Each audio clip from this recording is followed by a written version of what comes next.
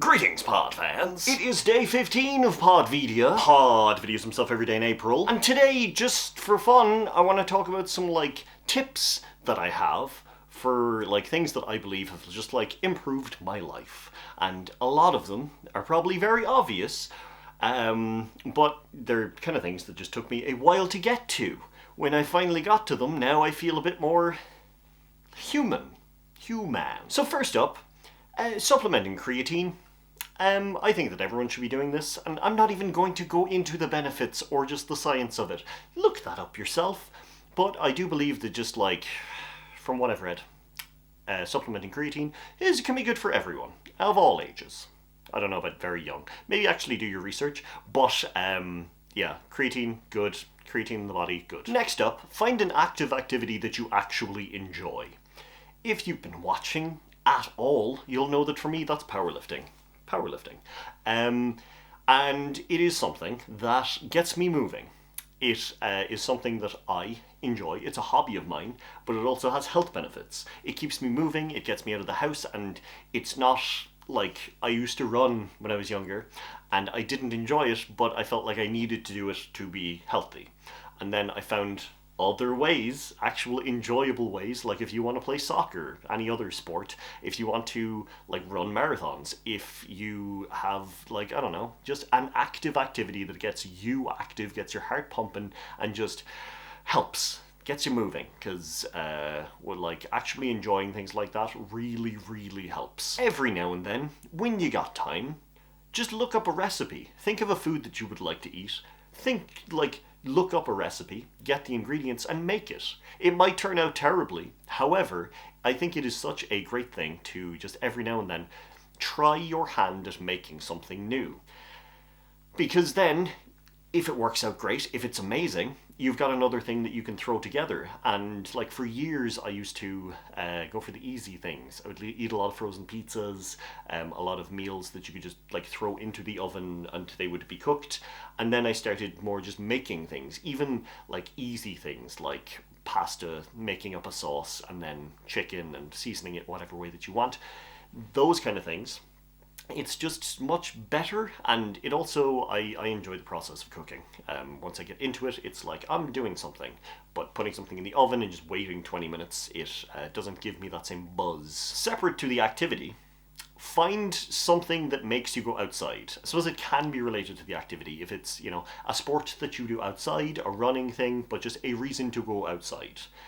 For me, that is my dog, Ace, who is there, and I need to go outside. He needs to go and walk, so I have to take him.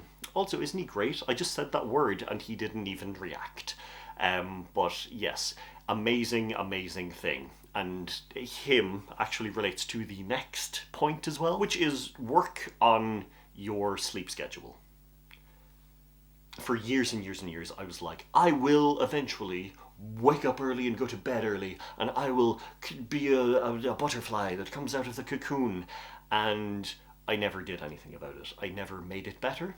And then I was actually forced into it, because this little feller down here, wakes up at 7 o'clock in the morning every morning. So that means I do. A lot of mornings I wake up earlier than that. I wake up before my alarm. So I need to be up at that time, which then naturally pushed me to just want to go to bed early. I'm generally in bed by about 11, which a couple of years ago, I would say if we go 5 years ago, that was an impossibility. Going to bed anytime before midnight just didn't exist, and sleeping in as much as I could was just a thing.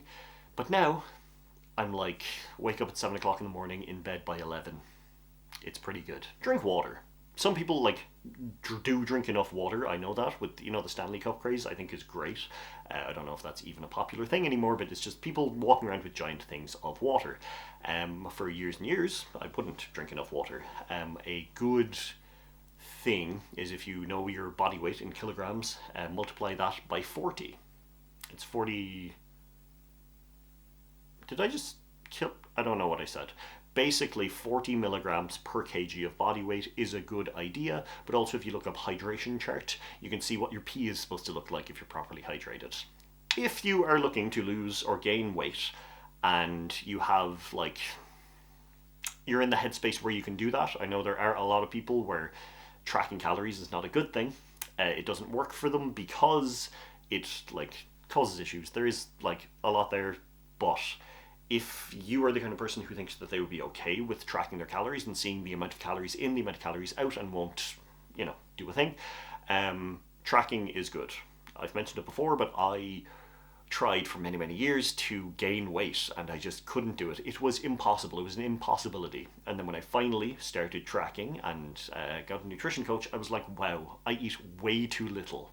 I thought that I was like up here, just like, trying to add things together in my brain, but I wasn't actually doing so. And yeah, if you actually know how much you are eating, you can then look at it and go increase, gain weight, decrease, lose weight, and figure it out by doing little adjustments rather than the vibes coding. Something that I did recently is get my bloods tested. You can just book in with a doctor and then you will get a report which tells you if you're deficient in anything. Life is hard. It's very hard. And if there's a deficiency that is making it worse, knowing about that is good. And also, it can be handy because things can be caught and, just go to the doctor. Just go to the doctor is a good tip. Look into therapy. I have been therapized for many years now, and it's still a work in progress. I don't think that, I'm not going to make a blanket statement of just, go to therapy. Look into it. If you think it's something that might assist you, it is always nice having an unbiased opinion, or if what you need is a biased opinion, someone to call you out on things, therapists will do that. If, they can do their job. If you're doing something self-destructive, they can be like, hey, that's not good, which is nice. I really like therapy. I think it is a very good tool if used correctly, and also you don't have to stick with the first therapist that you go with. I'm on number 3 and I really enjoy my therapist now. The 2 before were pretty good, they were fine, but I just didn't click with it. It wasn't something that I was like, cool, okay, this is what I'm going to stick with. So yeah, therapy, good. Find a therapist that works for you and figure out if it's something that assists you. And the final one is budget. Coming up on 2 years ago, I think it's about a year and a half ago, I just went into full budget mode because I realized that I was overspending. And this 100% is I was able to look at all of my expenditure, cut things, just be like, don't need that, why am I spending so much money there, I can start doing this instead, blah blah blah, and it saved me a lot of money. There are people who are in positions, I understand this, I'm not saying, oh, if you budget you can just save money. Some people are already saving as much as they possibly can. And yes, I was in a lucky position where I was able to just cut back in a bunch of things and suddenly was like, wow, okay, I, am able to save money. I just needed to look at everything. And it's something that, I track a lot.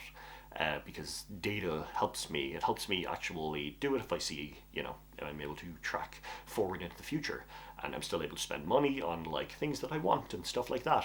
It's just it put me in a mindset of not just spending money as soon as I get any kind of an urge, because it put it in perspective of cool, if you don't spend that money now, look down the line, it saves.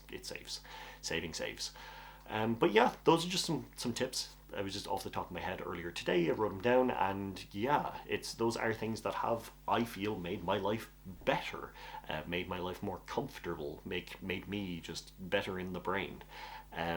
So yeah, if you have any cool tips that you think are underrated, or you feel made you feel good, pop them in the comments. Let's start a discussion. But yeah, that was day 15. We're halfway through, and I'm gonna talk to you tomorrow. Slán.